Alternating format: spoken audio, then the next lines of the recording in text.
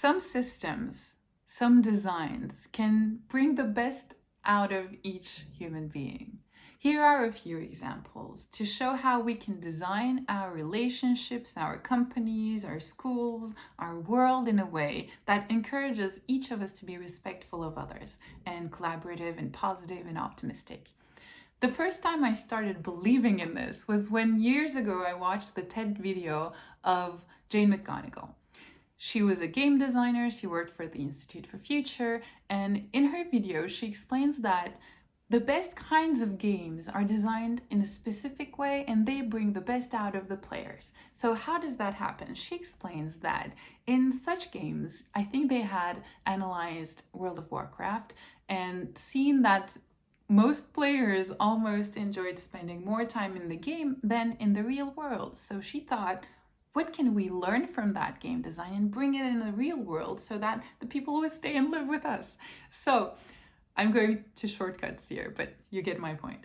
So in the games, she realized that the game would explain its gameplay quickly to the people to help them understand how to get a hold on the game, and there would be feedbacks, and as soon as you would come into the game, you would be given a mission. You are going to save the princess.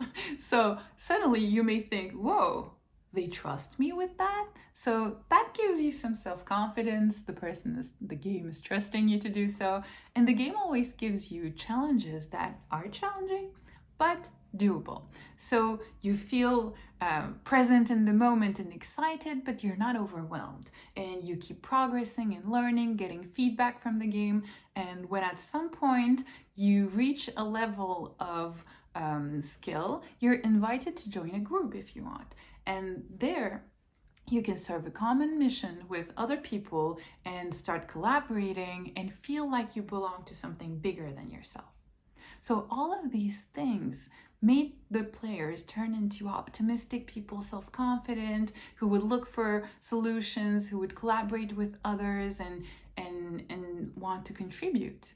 So this was something that really inspired me years ago, because suddenly you think, whoa, there's so much we can learn from that and bring it in the way we learn anything, in the way we collaborate on any project. So that's where I think also of another TED Talk. That one was done a few years ago, I think. It was by the founder of Airbnb. In his video, he explains that when he first said that he had this idea of allowing people to go and stay at strangers' places, people laughed at him and said, why would I ever give the key of my place, of my home, to a stranger? So, as the video is called, We Designed for Trust, they built a system in which people would behave in a good way and be able to enjoy that experience. So in the system, if you have ever used Airbnb, you will see that people evaluate each other. So if you stay over at some person's house and if you leave the place dirty, if you break stuff, you're going to get a bad evaluation and you can't return to that platform again. You can't keep enjoying the nice thing there was to share with the community. So in a way, you're trained to see that there will be consequences to what you do. And if you want to keep enjoying this positive thing, then you have to be respectful. So, and Airbnb is one of the biggest companies right now. I don't know if they're doing everything right, but I know that this is inspiring for us to learn from it and see how we can use this way of thinking whenever we feel like we're facing impossibilities, whenever we're feeling like there will always be wars, there will always be problems within humans. Why? If these people were able to design something and overcome the mistrust between people, then we can imagine a future for our world using these types of intelligences. Another example is the school, l'École démocratique in Paris. I did an interview with Ramin Parangui, who is one of the co-founders of the school, a few years ago.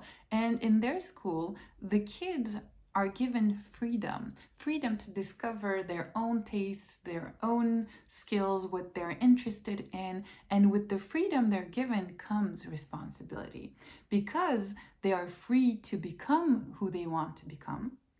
slowly they see that each behavior has a consequence. If I want to reach that goal, I have to work in a given way. And sometimes when we compare this with our more traditional schools, we can see that the kids are given rules to do anything they're going to do this way, write with this color of a pen in your book, and you're going to study this, and if you get a good mark, maybe by the time you're 18 or 23 or 25, you'll get a job, and this and that. But that's not always true. So these types of systems turn us into people who are dependent on the system. We're dependent that the system should keep their promise, because I did everything I was asked for, and I didn't develop my own wings and my own muscles to know how to cope with changes and how to adapt and how to live through the life. So when we do the things and then we don't get what we expected, what we were promised, this generates mistrust. Again, we feel lost and we don't know where we're going. So freedom equals responsibility. Responsibility equals freedom. We can't be making control-based systems and hoping for people to be respectful and responsible.